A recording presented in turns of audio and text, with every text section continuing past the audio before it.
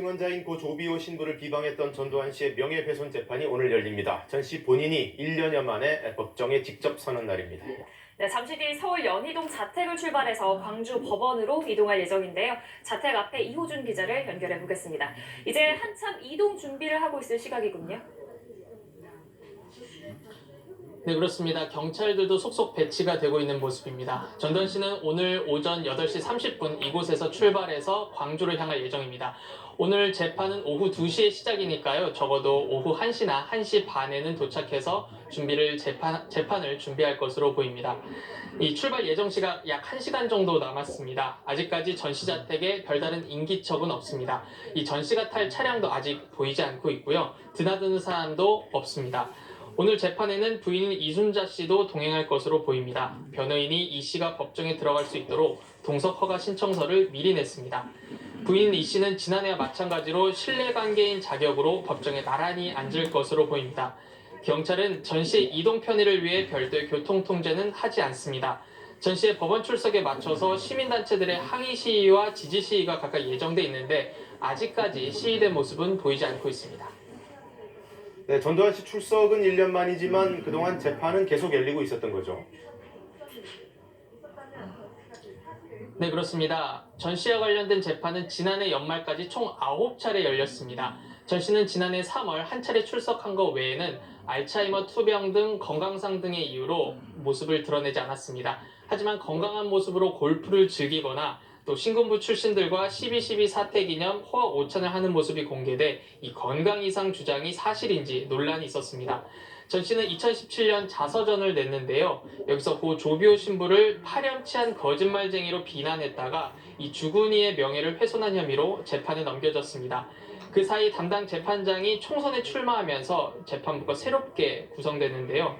새로 바뀐 재판부는 전 씨가 본인을 확인하는 인정신문을 위해 법정에 직접 나와야 한다는 입장을 밝혔습니다. 이 때문에 전 씨와 이 씨가 오늘 광주 법원에 다시 가게 됐습니다. 광주에선 무릎 꿇은 전두환 동상을 광주지법 앞에 옮겨놓으면서 이번 재판 다시 한번 유심히 지켜보고 있습니다. 지금까지 전두환 씨 자택 앞에서 KBS 뉴스 이호준입니다. 네, 코로나19와 관련한 트럼프 미 대통령의 설화가 계속해서 후폭풍을 낳고 있습니다. 기자회견장에서 치료법의 일환으로 살균제를 인체에 넣어보는 게 어떻겠냐 이런 말을 했다가 홍역을 치르고 있는데요. 사과를 하기보다는 언론이 자기 말뜻을 곡해한 거라고 비판하면서 정례적인 기자회견도 중단시켰습니다. 버지니아에서 김은규 특파원이 보도합니다. And is there a way we can do something like that by injection inside or almost a cleaning because you see it gets on the lungs? 인체에 살균제를 주입해보는 게 어떠냐는 트럼프 대통령의 발언 이후 매일 열리던 백악관 기자회견은 중단됐습니다. 트럼프 대통령은 언론이 진실을 알리지 않는다며 기자회견이 무슨 소용이 있냐는 회견 무용론을 트위터에 올렸습니다. 언론 반응 보려고 비꼬듯 말했는데 언론이 거짓 보도한다는 불만입니다. 회견에서 진지한 표정으로 문제 발언을 하던 모습에 비춰보면 궤변이라는 평입니다. 후폭풍은 사흘째 거셌습니다. You know what they call that? They call that embalming. That's the medical term. 미시건과 메릴랜드 주지사는 방송에 출연해 책임 있는 대통령이 할 말이 아니라고 했습니다. 살균제 써도 되냐는 문의 전화가 폭증한다고도 했습니다. 백악관 코로나19 조정관은 괴롭습니다. Well, I think it bothers me that this is still in the news cycle because I think we're missing the bigger pieces of what we need to be doing. 미국 내 코로나19 확진자 수가 100만을 향하는 시점, 확산을 저지할 대책 대신 엉뚱한 논란이 중심에 선 모양새입니다. 맥코넬 상원 공화당 대표는 코로나19 대응으로 재정이 바닥난 주들을 향해 파산 신청을 하는 것도 방법이라고 말해 논란을 자초했습니다. 코로나19 이전에 이미 재정이 파탄난 주들이 이번 기회에 돈 받아내려 한다는 게 파산 신청 발언 배경으로 보인다고 CNN은 전했습니다. 코로나19로 큰 피해를 입은 주들이 대부분 민주당 주지사 지역이라 상원 공화당 대표의 파산 신청 발언이 정파적이라는 비판도 나오고 있습니다. 미 의회와 연방정부는 주 예산 지원을 포함한 4차 경기 부양안을 준비한다고 예고했지만 아직 결정된 것은 없습니다. 버지니아에서 KBS 뉴스 김은규입니다. 유럽의 이탈리아와 스페인은 하루 사망자가 200명대를 기록했는데 이 정도만 해도 많이 준 거여서 상당히 고무된 분위기를 보이고 있습니다. 그동안 취해왔던 강력한 봉쇄 조치도 슬슬 풀 준비를 하고 있다는데요. 유광석 특파원이 베를린에서 취재한 내용입니다. 이탈리아의 어제 신규 사망자가 260명에 그쳤습니다. 하루 사망자 수가 200명대를 보인 건 지난달 14일 이후 6주 만입니다. 하루 최다 사망자는 지난달 27일 919명이었습니다. 신규 확진자 수 역시 이틀 연속 2,000명대에 머물렀습니다. 이탈리아의 누적 확진자 수는 19만 7천여 명, 완치자와 사망자를 뺀 현재 감염자 수는 10만 6천여 명입니다. 주세페 콘테 총리는 현지 언론과의 인터뷰에서 다음 달 4일부터 기업과 공장 운영을 정상화할 것이라고 밝혔습니다. 2달 가까이 지속된 외출 제한령도 제한된 범위에서 완화하는 방안을 고려하고 있다고 말했습니다. 현지 언론은 일반 상점과 식당, 술집 등도 순차적으로 영업을 재개할 것이라고 보도했습니다. 콘테 총리는 그러나 현 시점에서 학교 문을 다시 여는 것은 매우 위험하다며 휴교령은 다음 학기가 시작되는 9월 초까지 유지하겠다고 밝혔습니다. 스페인의 어제 하루 사망자도 288명 증가하는 데 그쳐 지난달 20일 이후 5주 만에 최저치를 보였습니다. 강력한 봉쇄 조치를 시행 중인 스페인은 어제 14세 이하 어린이들의 외출을 40여일 만에 허용했습니다. 스페인 정부는 구체적인 봉쇄 조치 완화 일정을 오는 28일 발표할 예정입니다. 베를린에서 KBS 뉴스 유광석입니다. 네, 국내 코로나19 확진자는 어제 기준으로 10명이 늘었습니다. 그렇게 해서 누적 확진자는 10,000명대 초반에 계속 머물러 있고 격리 해제된 사람의 수가 8,700여 명으로 아직 치료를 받고 있는 사람들보다 월등히 많습니다. 치료를 마친 8,000여 명을 분석한 결과 완치까지 걸린 시간은 최소 2일부터 최대 59일까지 그렇게 해서 평균 25일이 소요된 것으로 집계됐습니다. 이런 추세로 본다면 다음 달 말 또는 6월 초쯤에는 격리 환자가 1,000명 밑으로 내려갈 것으로 방역당국은 보고 있습니다. 마스크 수급도 안정적인 단계로 접어들었고 오늘부터는 한 사람이 일주일에 살 수 있는 공적 마스크의 수량도 2매에서 3매로 늘어난다는 점 알아두시면 좋겠습니다. 그러나 이런 반가운 소식 이면에 슈퍼 전파의 우려를 높이는 반갑지 않은 소식도 이어지고 있습니다. 젊은 층에서 클럽과 주점 등을 많이 출입하면서 당국이 주의를 당부했는데요. 젊을수록 활동 범위가 넓기 때문에 전파 위험력이 높다는 게 우리 방역 당국의 얘기입니다. 앞서 확진 판정을 받은 대구의 10대도 확진을 받기 전에 부산의 한 클럽을 다녀갔다는데 당일 그 클럽에 출입했던 사람이 500명이 넘는 걸로 파악되고 있습니다. 현재 역학조사가 진행 중이긴 한데 실내 환기가 워낙 잘 되지 않는 밀폐된 장소이기 때문에 우려가 상당히 높습니다.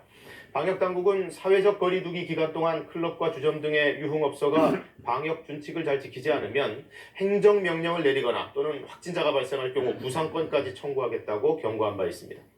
이런 가운데 코로나19 환자들을 담당하던 간호사도 2명이 확진 판정을 받아서 안타까움을 더했습니다. 어제 나온 신규 확진자 10명에 그 2명이 포함됐습니다. 보도에 이철호 기자입니다. 경기 북서부 지역에 국가지정 음압격리 병상이 있는 고양시 명지병원. 현재 코로나19 확진자 5명이 입원 중인 이 격리병동에서 20대 간호사가 확진 판정을 받았습니다. 그 뒤 의료진 45명에 대한 전수조사 과정에선 또 다른 20대 간호사가 양성으로 확인됐습니다. 두 사람은 최근 함께 저녁 식사를 한 것으로 조사됐습니다. 방역당국은 먼저 확진된 간호사가 방호복을 벗는 과정에서 바이러스에 감염됐을 가능성이 있다고 보고 있습니다. 군입대를 앞두고 이틀간 부산을 방문한 대구의 10대 확진자 관련 역학조사도 속도를 내고 있습니다. 방역당국은 이 확진자가 다녀간 클럽 방문자 등 515명을 조사 중이며 현재 접촉자 100여 명이 자가격리에 들어갔다고 밝혔습니다. 방역당국은 특히 클럽과 주점 등 유흥시설과 관련해 젊은 층의 강도 높은 거리두기를 거듭 당부했습니다. 젊은 연령층에서는 굉장히 활동 범위가 넓기 때문에 그런 전파의 위험력이 상당히 높습니다. 한 명의 환자를 하더라도 슈퍼 전파 사건으로 증폭될 수 있는 그런 장소임을 다시 한번 상기하고 완치 판정을 받고 퇴원했다 다시 확진된 재양성자는 263명으로 늘었습니다. 그러나 이로 인한 2차 감염은 아직 확인되지 않았습니다. 한편 슈퍼 전파 사건인 대구 신천지 교회 집단 감염과 관련된 31번째 확진자는 입원한 지 67일 만인 지난 24일 완치 퇴원한 것으로 확인되었습니다. KBS 뉴스 이철호입니다. 여야는 오늘부터 긴급재난지원금 추경안 심사에 들어갑니다. 이 전체 재원 가운데 쟁점이었던 1조 원을 세출 조정, 즉 다른 지출을 아껴서 마련하기로 합의한 건데요. 다음 달 지급을 위해서는 추경안이 이달 내 처리돼야 할 걸로 보입니다. 조태흠 기자입니다.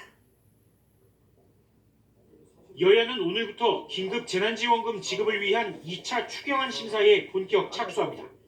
국회 상임위별로 긴급재난금 마련을 위한 세출 조정안을 논의합니다. 여야가 잠정 확정한 긴급재난금 2차 추경안 규모는 14조 3천억 원, 여당 안대로입니다. 소득 하위 70% 지급에 필요한 9조 7천억 원은 이견이 없는 상태, 상위 30%에 주는 4조 6천억 원의 재원이 문제였는데 3조 6천억 원은 국채 발행, 나머지 1조 원은 다른 예산을 아껴 마련하기로 했습니다. 야당의 조건 받아들인 겁니다. 1조 원 규모 정도만큼이라도 세출 조정을 통해서 최종적으로 가능하게 하기로 이렇게 좀 정리를 했습니다. 이제 관건은 속도입니다. 이번 주 후반 시작되는 연휴와 다음 달 여야 원내대표 교체를 감안하면 5월 지급을 위해선 추경안 심사와 본회의 처리를 29일까지 마쳐야 합니다. 민주당은 추경안이 단순하고 규모도 크지 않아 30일 이전에 끝낼 수 있다고 했는데 통합당 5월 지급 목표는 여당이 우기는 것이라고 했습니다. 심사를 서두르기보단 어떤 예산을 줄이겠다는 건지 아예 나라 빚을 내지 않고 마련할 수는 없는지 따지겠다는 겁니다. 우리는 적자 국채 발행이 아니라 기존 예산의 재구성을 통해서 재원을 만들어야 한다라는 것입니다. 청와대는 여야가 신속히 추경안을 심사해 국민께 조속히 지원금을 드릴 수 있게 되길 기대한다고 밝혔습니다. KBS 뉴스 조태현입니다. 청와대는 3차 추경도 서두르고 있습니다. 30조 원 역대 최대 규모로 예상되는 이 추경은 고용 유지에 집중 투입될 전망입니다. 김지선 기자의 보도입니다. 문 대통령이 공식화한 3차 추경의 성격, 일자리 예산입니다. 고용보험 사각지대에 있는 특수고용 노동자를 지원하고 고용을 유지하는 기간 산업에 투입할 긴급자금, 한국판 뉴딜 사업에 쓸 예산까지 합하면 모두 30조 원대에 이를 거란 관측이 나옵니다. IMF 외환위기, 금융위기 때를 넘어선 역대 최대 규모가 될 전망입니다. 거듭 강조하지만 무엇보다 중요한 것은 속도입니다. 비상대책에 필요한 3차 추경과 입법도 신속하게 추진해 주기 바랍니다. 청와대는 이번 위기는 구조조정이 아닌 고용 유지로 극복하겠다는 정책 방향을 명확히 했습니다. IMF 땐 우리 경제 내부 문제로 구제 금융을 받아 구조조정으로 이어졌지만 지금은 코로나19란 외부 충격이 원인인 만큼 고용 유지로 그 충격을 최소화하는 게 정부 역할이란 겁니다. 정부가 발표한 무급휴직 신속 지원 프로그램은 오늘부터 시행됩니다. 코로나19로 무급휴직한 노동자는 1인당 월 50만 원씩 최장 3개월 동안 정부 지원을 받을 수 있습니다. 청와대는 고용보험 대상 확대, 한국형 실업구조 등 고용보호망 제도화를 위한 입법도 이번 국회 임기 내에 통과되길 희망한다고 밝혔습니다. 야당 반대로 끝내 무산될 경우 정부는 여당이 원내 과반을 차지한 21대 국회에서 주요 입법 과제로 추진할 방침입니다. KBS 뉴스 김지선입니다. 지난 주말 전국에서 각종 종교 행사가 다시 열렸습니다. 거리두기 완화에 따른 재개이긴 하지만 여전히 방역 수칙 잘 지켜야 하는 만큼 참여 인원을 줄여서 신자들이 띄엄띄엄 앉도록 했습니다. 최은진 기자입니다. 서울 조계사 1류법회가 2달여 만에 다시 열렸습니다. 신자들은 대웅전에 들어서기 전 체온을 재고 손 소독제를 바르며 인적 사항도 기록합니다. 거의 뭐 몇 달 만에 나온 것 같아요. 이 시작하고는 거의 못 나왔거든요. 근데 이번에 이제 부처님 오신 날도 있고 그래서 미리 나왔어요. 신자들 사이 거리를 1m 이상 띄우기 위해 방석수는 평소보다 3분의 1 수준으로 줄였습니다. 조계종은 방역을 위해 부처님 오신 날 봉축 법요식도 한 달 미루고 대신 코로나19 극복 기도회를 열 계획입니다. 대형 교회들도 2달 만에 현장 예배를 재개했습니다. 성도 등록증을 출석 시스템에 찍어야만 교회에 들어갈 수 있습니다. 예배를 볼 땐 마스크를 착용하고 의자 하나에 최대 3명씩만 앉게 했습니다. 이곳 대형교회는 최대 12,000여 명까지 예배에 참여했지만 10분의 1 수준인 1,200여 명으로 인원을 제한했습니다. 지난 23일부터 미사를 재개한 천주교 서울 명동성당.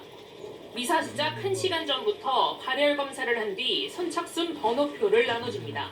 선착순이라고 해서 더 일찍 왔어요. 이름이랑 세례명이랑 전화번호랑 받는 거예요, 이렇게. 방역 지침에 따라 성가를 생략하는 등 미사 풍경도 달라졌습니다. 봉헌하러 나오실 때 앞뒤 간격을 유지해 주시고 모처럼 답답한 온라인을 벗어나 주말 종교 행사들이 열렸지만 방역 긴장감으로 코로나19 이전 모습은 찾아볼 수 없었습니다. KBS 뉴스 최은진입니다. 네, 북한 김정은 위원장 신병 이상설 속에 이제는 사망설을 담은 가짜 영상까지 유포되고 있지만 김 위원장 본인은 여전히 공개석상에 나타나지를 않고 있습니다. 그의 전용 열차로 추정되는 객차가 원산의 한 역에서 포착된 것이 그나마 구체적인 동향입니다. 류란 기자입니다. 지난 23일 북한 원산의 한 기차역을 촬영한 위성 사진입니다. 열차가 길게 세워져 있습니다. 미국의 북한 전문 매체 38노스는 이 열차가 김정은 위원장의 전용 열차로 추정된다고 밝혔습니다. 38노스는 이 열차가 15일에는 보이지 않았지만 21일과 23일 사진에서 연속 포착됐다고 밝혔습니다. 다만 열차의 존재가 김 위원장의 정확한 행방과 건강 이상설에 대해서는 시사하는 바가 없다고 분석했습니다. 계속되는 건강 이상설에도 불구하고 김 위원장이 등장하지 않으면서 의혹은 연일 커지고 있습니다. 김정은 동지께서 2020년 4월 25일 0시 30분에 급병으로 서거하셨다는 것을 급기야 김 위원장의 사망 소식을 북한 TV가 보도했다는 동영상까지 등장했습니다. 하지만 북한에서 보도되지 않은 가짜 뉴스입니다. 조선노동당 총비서이시며 국방위원회 위원장이시며 동영상에 나오는 총비서, 국방위원장 등은 김정일의 직책으로 김정은 위원장의 직책과는 완전히 다릅니다. 청와대 관계자 역시 북한 내 특이 동향이 식별되지 않았다고 거듭 밝혔고 미국의 정부 당국자도 계속되는 김 위원장의 건강 이상설은 추측에 불과하다고 밝혔습니다. 북한 매체는 어제도 김 위원장이 삼지연시 개발 근로자들에게 감사를 전했다고 보도했지만 김 위원장의 신변을 확인할 수 있는 수준의 보도는 내놓지 않고 있습니다. KBS 뉴스 류란입니다. 문정인 대통령 통일외교 안보 특별보좌관은 미국 폭스뉴스와의 인터뷰에서 건강 이상설에 휩싸인 김정은 북한 국무위원장이 살아있으며 건강하다고 말했습니다. 문 특보는 우리 정부의 입장은 확고하다면서 이같이 밝혔습니다. 문 특보는 또 김 위원장은 지난 13일 이후 원산에서 머물고 있다며 아직 아무런 의심스러운 움직임이 감지되지 않고 있다고 설명했습니다. 북한이 중국 단둥으로 이어지는 신압록강대교의 개통 준비에 박차를 가하는 모습이 KBS 카메라에 포착됐습니다. 세관과 물류창고 신축 공사에 수십 대 트럭들이 동원되고 심지어는 야간에도 작업을 하는 풍경이 목격됐습니다. 오세균 특파원이 단둥에서 직접 취재했습니다. 지난 2014년 완공된 왕복 4차선 도로의 신압록강대교 넘어 북한 남신주입니다. 작업인부의 지시에 따라 대형 공사트럭이 적재함을 들어올려 흙을 쏟고 있습니다. 또 다른 공사트럭도 쉴 새 없이 현장을 오가며 흙을 운반하고 있습니다. 이들 트럭들은 최근 신압록강대교와 용천국도를 잇는 비포장 도로를 따라 분주히 움직이고 있습니다.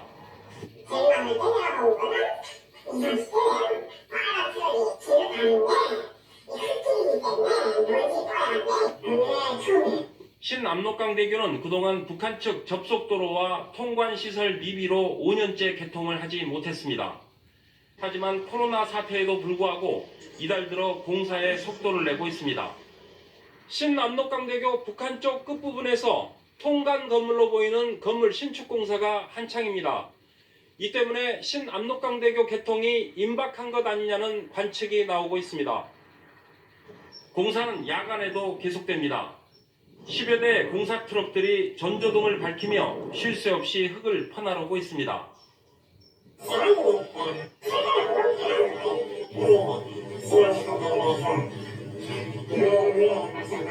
신압록강대교가 개통되면 북중교역의 70%가 이루어지는 단둥 지역에도 적지 않은 변화가 있을 것으로 관측됩니다. 단둥에서 KBS 뉴스 오세규입니다.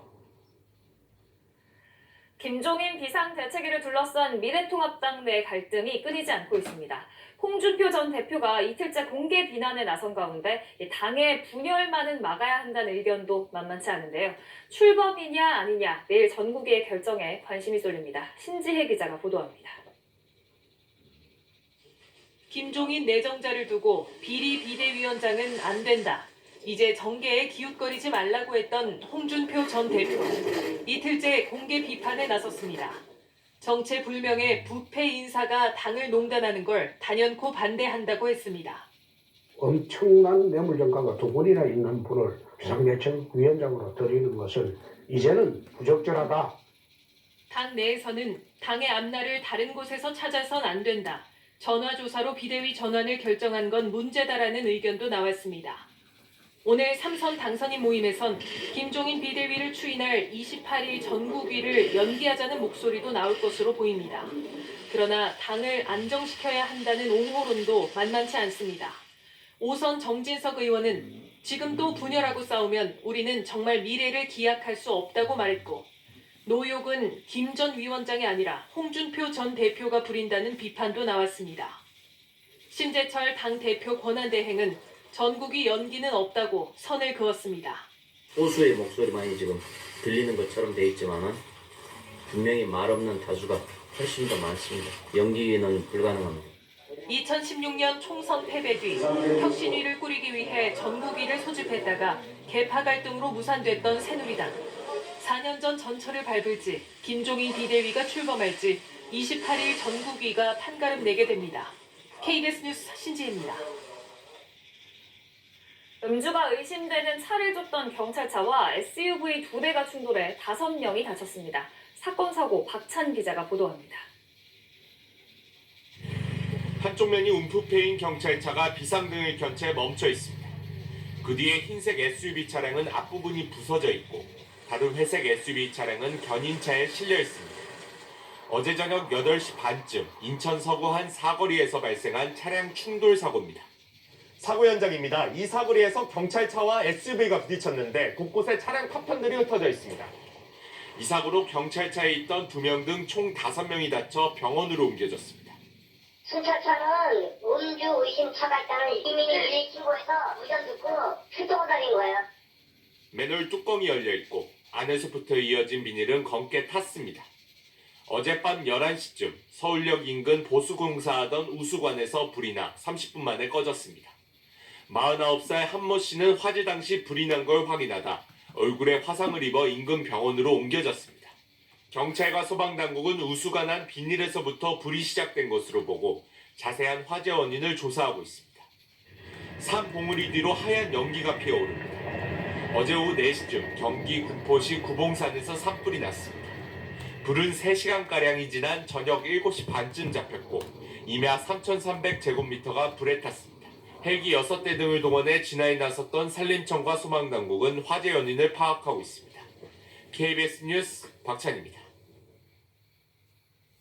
지난주에는 쌀쌀했지만 이번 주에는 기온이 점차 오르면서 날이 더 따뜻해지겠습니다. 오늘 서울 낮 기온 18도 예상되는데요. 주 후반에는 24도까지 오르겠습니다. 오늘 중부 일부 지역과 동해안 지역에는 5mm 미만의 비가 살짝 지나겠습니다. 내일 오후부터 모레 사이에는 바람이 강하게 불겠습니다. 그런데 대기가 무척 건조해 걱정입니다. 지난주 금요일 경북 안동에는 산불이 발생했는데 바람이 거세게 불면서 진화 작업이 쉽지 않았습니다. 애초에 큰 불이 발생하지 않도록 불씨 관리 철저히 해주셔야겠습니다. 지금 안개도 거의 끼지 않아서 전국에 맑은 하늘이 드러나 있습니다. 오늘은 가끔 구름이 많이 끼겠고 공기도 깨끗하겠습니다. 다만 강원 영동 지역에는 내일부터 바람이 거세게 불겠습니다. 현재 기온 살펴보겠습니다. 서울이 9.1도, 대구가 6.7도, 전주 5.3도로 일부 내륙 지역은 5도 아래로 기온이 내려가 다소 쌀쌀합니다. 한낮에는 기온이 빠르게 오르겠는데요. 서울이 18도, 청주 19도, 광주도 19도까지 오르겠고 대구 20도로 따뜻합니다. 따뜻하겠습니다. 다만 동해안 지역은 동풍이 불면서 오늘 강릉 16도에 머물며 다소 서늘하겠습니다. 바다의 물결은 모든 해상에서 비교적 잔잔하겠고요. 동해상에서는 천둥, 번개를 동반한 비가 내리는 곳이 있겠습니다. 날씨 정보 전해드렸습니다. 어제 모처럼 야외로 나들이를 한 분들이 많았습니다. 전국의 유원지마다 행락객들로 붐볐습니다. 방역당국은 상당히 긴장하고 있는데요. 특히 이번 주말이 끼어있는 황금 연휴, 또 얼마나 많은 사람들이 몰릴지 우려가 높습니다. 김혜주 기자가 보도합니다. 등산로 입구부터 산행을 즐기려는 시민들이 줄지어 올라갑니다. 국립공원공단은 등산객을 대상으로 거리두기 산행을 강조합니다. 바닥에 2m 표식 있습니다. 보시면서 여유롭게 산행하세요. 등산로 초입에선 등산객 대부분이 마스크를 쓰고 있지만 숨이 차고 땀이 나다 보니 마스크를 벗은 사람도 눈에 띕니다. 산 중턱 사람들이 모인 곳에선 사회적 거리두기가 지켜지지 않는 모습도 보입니다. 그늘 아래 가까이 모여 앉아 땀을 식히거나 함께 음식을 나눠 먹기도 합니다. 조금만 떨어지십시오. 뒤분. 코로나19로 2m 거리두기 캠페인하고 있습니다. 직원들과 자원봉사자들이 수시로 주의를 줘도 지키지 않는 사람이 적지 않습니다. 잘 지켜주긴 하는데 좀 말 안 듣는 사람들도 있고 사람들은 마스크를 안 쓰고 다녀서 좀 그렇지만 그래도 탐방 거리두기는 하면 좋을 것 같습니다. 강한 바람이 잦아들고 기온이 올라가면서 도심공원에도 나들이를 나온 사람이 많았습니다. 발표되는 부분이 감소가 되고 또 안정세로 접어들다 보니까 많은 분들이 좀 심리적인 안정감을 느껴서 밖에 나오게 된 게 아닌가. 나들이객이 몰리는 오는 30일 황금 연휴에는 코로나19 재확산이 우려됩니다. 내가 무증상 감염자, 경증 감염자일 수 있다는 생각으로 나의 방심이 자칫 사랑하는 부모와 자녀, 이웃에게 피해를 줄 수 있다는 생각을 가져주시길 바랍니다. 여행지를 방문하는 경우 밀폐되거나 사람이 밀집된 장소를 피하고 거리두기와 마스크 착용을 지킬 것을 방역당국은 당부했습니다. KBS 뉴스 김혜주입니다.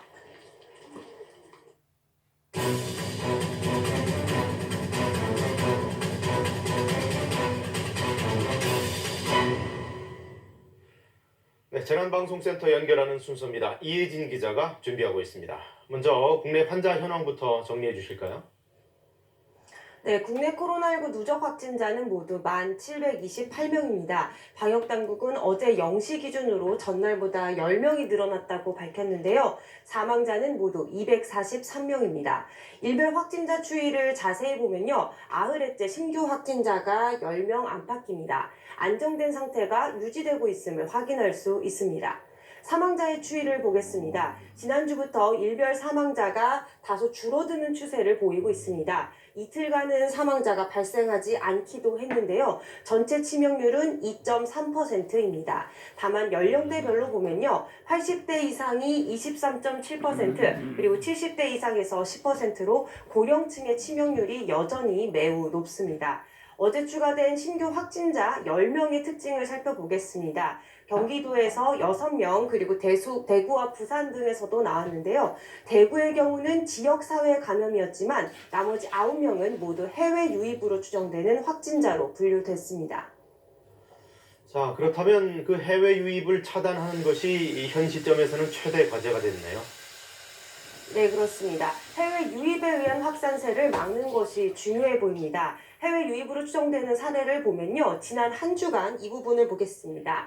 미주와 관련된 경우가 18명으로 가장 많고요. 중국을 제외한 아시아 지역과 유럽과 관련된 확진자가 각각 7명씩 나왔습니다. 해외 상황은 여전히 좋지 않습니다. 미국뿐만 아니라 영국과 터키, 그리고 러시아 등지에서 확진자가 급증하고 있습니다. 일본에서도 최근 하루 500명 안팎의 확진자가 나와서 이제 누적 확진자는 13,000명을 넘은 상황입니다. 날씨가 따뜻해지고 신규 확진자가 안정적인 상황이 유지되자 사회적 거리두기가 다소 느슨해진 모습을 곳곳에서 볼 수 있는데요. 방역당국은 언제 또 2차 대유행이 시작될지 모른다면서 철저한 관리가 계속해서 중요하다고 강조했습니다. 지금까지 재난방송센터에서 KBS 뉴스 이혜진입니다. 지난해 18만 명이 신청한 정부 지원 사업에 신청인들 개인정보가 그대로 노출되어 온 걸로 확인됐습니다. 취준생들 돕겠다며 시작한 청년 구직활동 지원금에서입니다. 이정은 기자가 보도합니다. 청년 구직활동 지원금을 신청하는 웹사이트입니다. 겉보기엔 문제없지만 인터넷에 떠도는 간단한 조작법을 실행하면 개인정보가 노출됩니다. 키보드 F12만 누르면 쉽게 열리는 개발자 도구로 들어가 숫자 몇 개를 바꾸니 다른 신청인의 개인정보가 모두 보이는 겁니다. 취업준비생 김 씨도 최근 호기심에 확인해봤다가 놀랐습니다. 홈페이지에 관심이 있어서 그냥 이게 될까 싶어서 홈페이지를 해봤는데 이게 정말 돼서 저는 당황스럽더라고요. 김 씨 이름으로 로그인한 화면인데 다른 신청인 이름과 주민번호 앞자리, 전화번호, 심지어 부모님이 이혼한 상태란 내밀한 정보도 확인할 수 있습니다. 또 증빙서류로 첨부한 가족관계 증명서는 물론 부모님 신분증까지 볼 수 있습니다. 개발자 도구에서 숫자를 바꿔도 로그인한 사람이 애초 신청서 작성인과 같은 사람인지 검증해야 하는데 해당 사이트에서 이 검증 기능이 없었기 때문입니다. 본인과 맞닿던 개인정보랑 끝나야겠죠. 이거는 그냥 인터넷 PC만 활용하고 있다면 다 할 수 있다는 거죠. 심지어 그게 한국이 아니라. 고용노동부 산하 한국고용정보원이 지난해 3월부터 이 웹사이트를 만들어 관리해왔는데 지금까지 보안이 허술했던 겁니다. 지난해엔 18만 5천여 명이 가족관계 증명서 등을 첨부해 지원금을 신청했고 올해도 신청은 꾸준히 이어지고 있습니다. KBS 취재가 시작되자 한국고용정보원은 타인의 개인정보를 볼 수 없도록 조치했고 개인정보 유출 사례가 있는지 확인하겠다고 밝혔습니다. KBS 뉴스 이정은입니다. 네팔 봉사활동 중에 안나푸르나에서 실종됐던 교사 2명의 시신이 발견됐습니다. 사고 발생 100일 만입니다. 백상현 기자입니다. 네팔 안나푸르나에서 눈사태로 실종됐던 충남교육청 소속 교사 4명 가운데 2명의 시신이 발견된 건 그제 오후. 지난 1월 17일 사고가 난 지 꼭 100일 만입니다. 눈사태 지점 근처에서 민간 순찰대에 의해 발견됐습니다. 민간 순찰대 한 6분 정도를 계속 운영을 하고 있었거든요. 눈사태나 그 사고 지점 근처에서 이제 시신 2구가 발견됐으니까 거기 충남 그 선생님들 갔다 이렇게 이제 연락을 한 거죠. 발견된 시신은 남교사 1명과 여교사 1명으로 이들의 신원은 소지한 여권을 통해 확인됐습니다. 지난 1월 사고 직후 충남교육청은 현지 지원단을 급파해 군 헬기, 경찰, 민간 수색대원들에게 현장 주의를 수색하도록 했지만 실종자를 찾지 못했습니다. 이후 기상 악화와 코로나19 확산 방지를 위한 네팔 전 지역 통행 금지로 인해 수색 활동을 적극적으로 하지 못했습니다. 그러다 4월 들어 계곡 하류에 시신 유실 방지망을 설치하고 현지 민간 순찰대에 순찰을 의뢰한 결과 지난 22일 현지 가이드 시신에 이어 그제 실종교사 시신 2구를 찾아낸 겁니다. 충남교육청은 교사 2명의 시신을 헬기를 이용해 카트만두 병원으로 이송한 뒤 국내 이송과 장례 절차를 준비하기로 했습니다. 또 외교부와 긴밀하게 협의해 나머지 실종교사 2명에 대한 수색을 재개할 수 있도록 네팔 정부에 강력히